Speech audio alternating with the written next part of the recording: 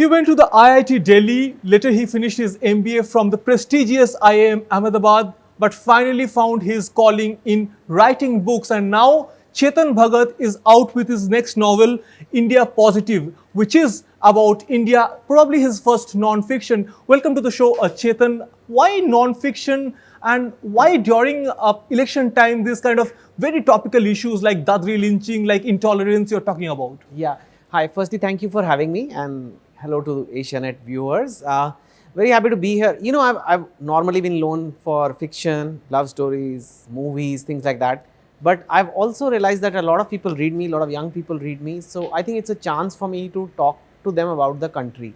And why it's out in election time, some of it is just coincidence, but I must credit that to my publisher Westland. They were of the view that let's bring it out during the time where people are focused on national issues. Right. So there's a chapter I found really interesting that says that, look, I am so secular.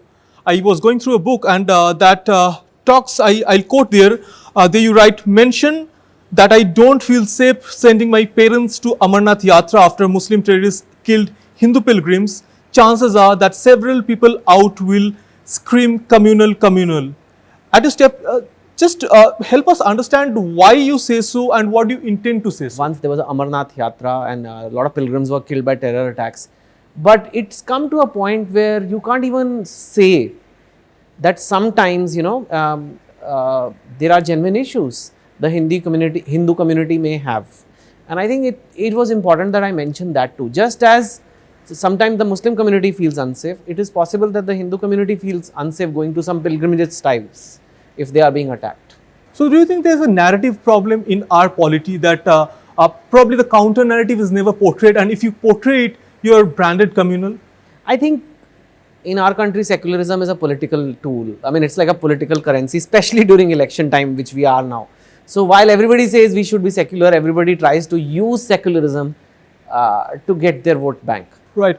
So there's a section where you talk very passionately about capitalism. Very interestingly, you talk about capitalism. You say that regardless of parties, you say that there's a tendency among political parties to brand capitalism not in a very good light. So what will your answer to people like Rahul Gandhi be, who always talk about soot boot ki sarkar? I think you can promote socialism as much as you want, but if you look down on capitalism, that's going to be a problem for India. I don't want to say anything to Rahul Gandhi as such. I think that soot boot ki sarkar logo, well not logo, the slogan, it kind of stuck to the government, which I think may have been a very clever slogan for India because nobody wants a soot boot ki sarkar, but it slowed down our reform process. I think this government when it came into power, they tried to do a lot of reforms.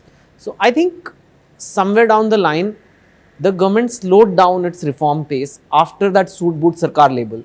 There's a section you talk about JNU, and what struck me is that you say that it's few kids protesting in a college campus. Why make a big deal out of it? I think I was talking about, like, look at this whole JNU protest, and I think that whole Tukde gang, and it became a national issue. It's just one college and a bunch of students protesting. Today, the government gave it so much importance that Kanhaiya Kumar has become a national star. I mean, he's standing as an election from Begusaraia or whatever. To take them on like that was to give them too much importance.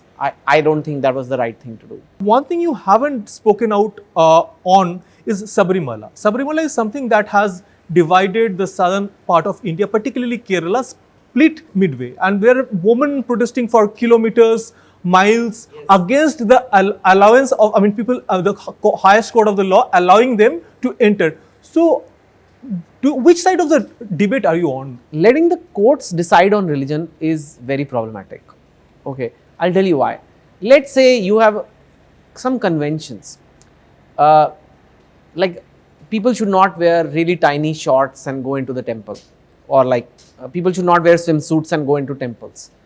Now, if you go to court, if you take this issue to court, the court is not deciding, court goes by the rule book, which is the constitution. Agree. So the court will say, you are legally allowed to wear swimming clothes, you can go.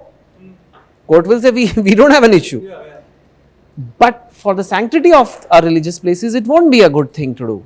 Certain conventions are conventions, but it's a convention and it's tradition. and it's our heritage. So I think to bring courts into that and then to say that because the court said it, now we have to do it, I don't think it's the right thing to do. Rather than me giving it out, I mean, what is your stand on Ram Mandir? Yeah, I have a better idea now for Ram Mandir. Yes, it was a Janam Bhumi before. I'm not denying that place had some sanctity. And yes, somebody came and made a mosque on it. But why not have something which is kind of both, and have that kind of structure which Hindus and Muslims create? I think that will be a bigger tourist attraction than just a Hindu temple. So you're essentially suggesting a structure that is half mosque and half temple. Why can't we have one? Right. So I have finally come to the stage of the interview which I'll like to do the most, is that I'll throw out certain names, rather words at you, and what is the first word, that first phrase that comes to your mind? You'll get me in trouble now. No, I'm not getting you in trouble. So it's a very topical issue that you have touched on. Like a rapid fire. Yeah, it's a kind of a rapid fire. So shall we start? 1. Mahagathbandhan. Interesting. Rahul Gandhi. Getting there. Mamata Banerjee. I think it's icon. A true icon who came, one of the few political leaders in this country who literally came from nowhere.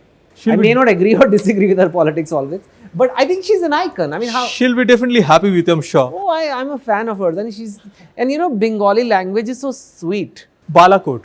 Good. I think it's a good response. Good that we reacted like we did. Narendra Modi.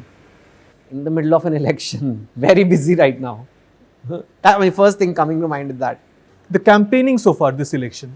Getting more and more polarized and negative.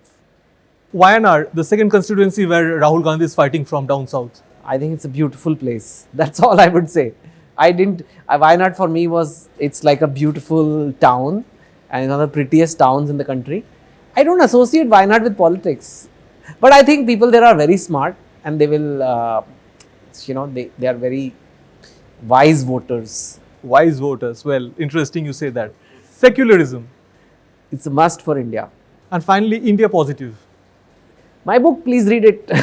But we should all remain India positive, which means acknowledging India's problems, but not saying that nothing will change, but saying that we will find a solution.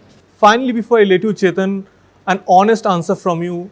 Will the author Chetan Bhagat soon turn out to Neta Chetan Bhagat? No, I considered it, honestly, I'm telling you. But then one of my fans only, people who read my books, they said, sir, I really admire you. But the moment you join a party and if it's a party that I don't like, but I like you, it'll become very difficult for me. So please never put me in that situation that I have to choose you versus the party or things like that. So please don't do it. So we just like you as you are. So I'm happy. I can talk about politics as a citizen, as somebody who likes to analyze politics, but I don't crave political power and I don't think I need to. Not going to make that plunge. No. Pleasure having you. Thank you.